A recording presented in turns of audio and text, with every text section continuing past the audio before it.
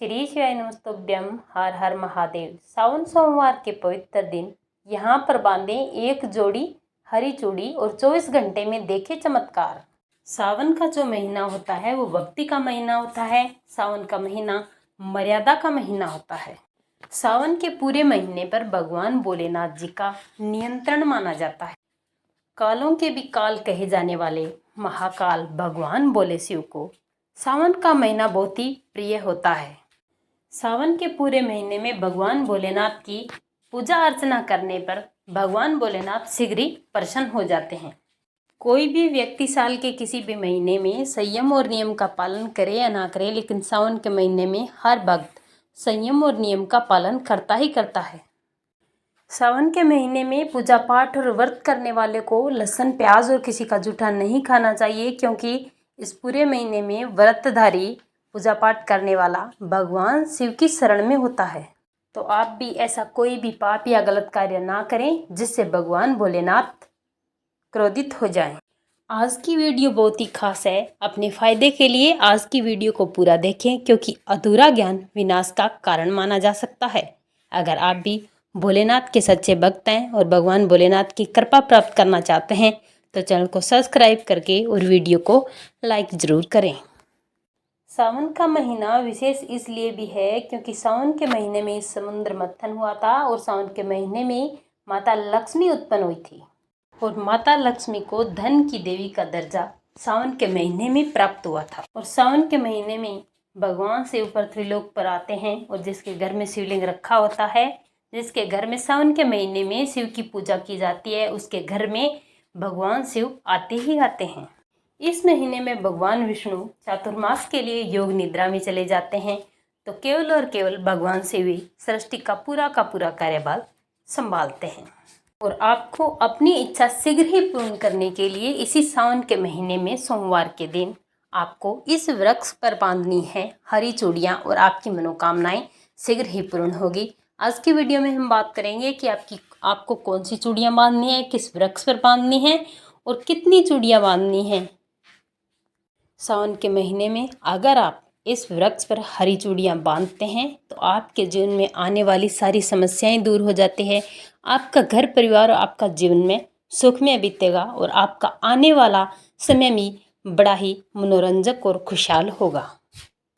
भगवान भोलेनाथ को ये 3 वृक्ष अत्यंत प्रिय है। पूरे सावन के महीने में भगवान शिव का वास इन वृक्षों में होता है और इन वृक्ष की पूजा करने से भगवान शिव बहुत ही जल्द प्रसन्न हो जाते हैं।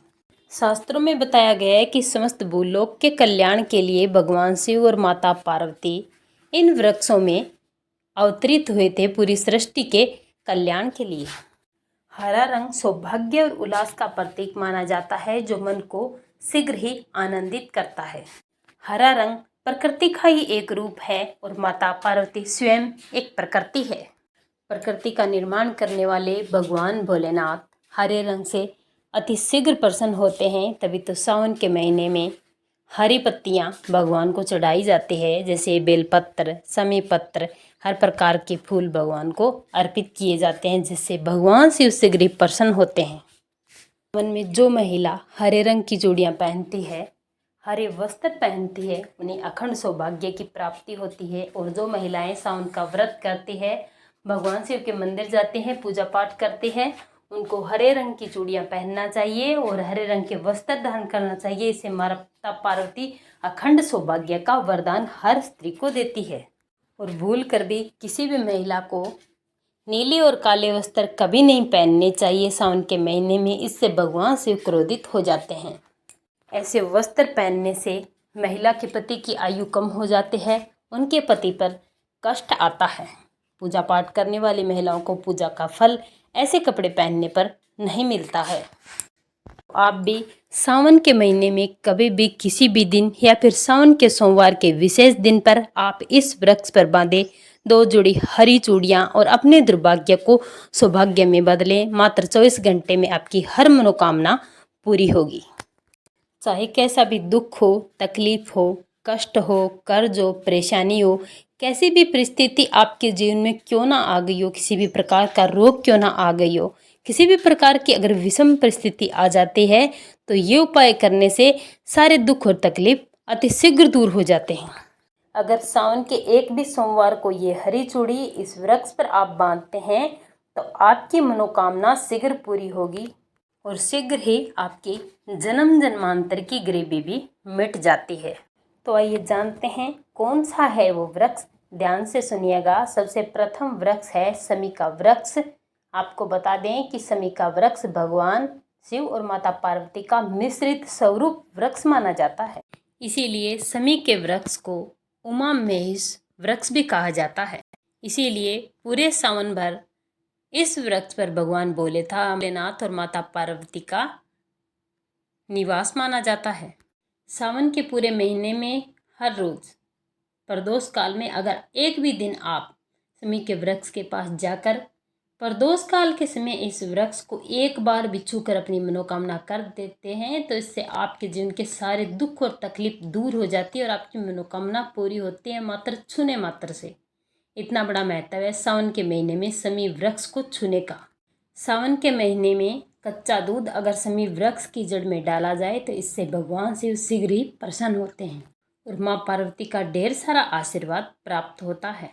जिस भी घर में शमी का वृक्ष लगा होता है उस घर का कल्याण हो जाता है। उस घर के सभी सदस्यों को सभी भौतिक सुखों की प्राप्ति होती है। उस घर में कभी दुख नहीं आता। तो आपको सावन के महीने में किसी भी एक सोमवार के दिन हरी चूड़ियाँ आपको लेनी है और एक हरे रंग की रिबन लेनी है और आपको चले जाना है शमी वृक्ष के नीचे और शमी वृक्ष के पेड़ में आपको हरे रंग की चूड़ी और रिबन आपको बांध देना है। इससे आपकी कैसी भी मनोकामना क्यों ना हो वो शीघ्र ही पूरी हो जाती है, क्योंकि इस खास मौके पर सावन के पवित्र महीने में भगवान शिव और माता पार्वती एक साथ इसी वृक्ष में निवास करते हैं। सावन के पवित्र महीने में अगर हर रोज आप शमी के पत्थर ले जाकर शिवलिंग पर समर्पित करते हैं, अपनी मनोकामना करते हो, श्री शिवाय नमस्तुभ्यं मंत्र का जाप करते हो तो कैसी भी गरीबी क्यों ना हो, दुख क्यों ना हो, तकलीफ क्यों ना हो, कितना भी बड़ा कर्ज क्यों ना हो, सब दूर हो जाते हैं और भगवान का आशीर्वाद आपको मिलता है। माता पार्वती अखंड सौभाग्य का वरदान आपको देती है।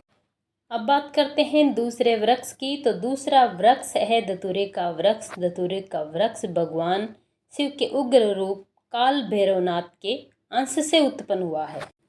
धतूरे वृक्ष पर सावन के किसी भी दिन अगर 2 जोड़ी हरी चूड़ियां बांध दी जाए तो शत्रुओं का नाश होता है, शत्रुओं से छुटकारा मिलता है, आपके शत्रुओं का सर्वनाश होता है।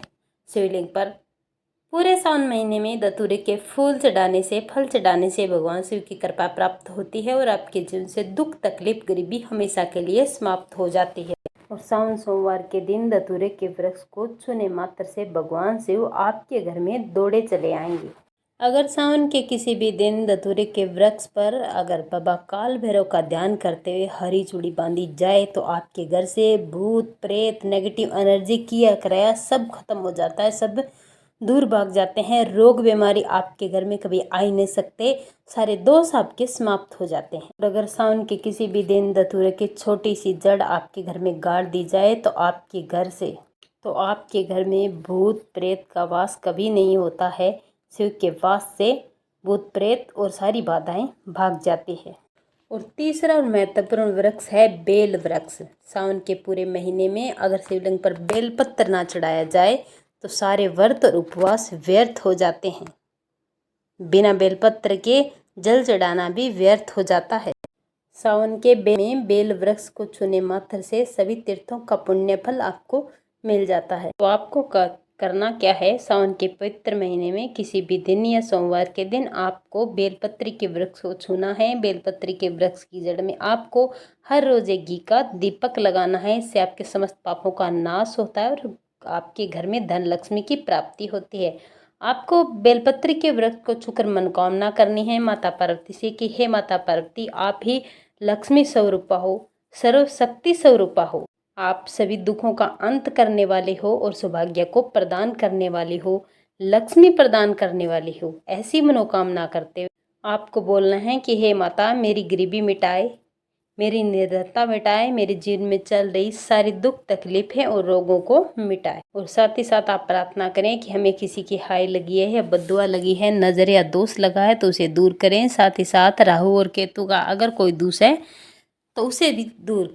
ऐसी प्रार्थना आपको ज़रूर करनी है और ये काम आपको ज़रूर करना है। आपको मिश्रित दूध आपको इस पेड़ की जड़ में समर्पित करना है। ऐसा करने से आपके जीवन में कभी गरीबी नहीं आएगी और आपको सौभाग्य की प्राप्ति होगी। ये करने से अगर किसी व्यक्ति से माता लक्ष्मी रुष्ट हो गई हो तो माता लक्ष्मी भी प्रसन्न होती है और उसके घर की गरीबी जन्म जन्मांतर के लिए मिट जाती है।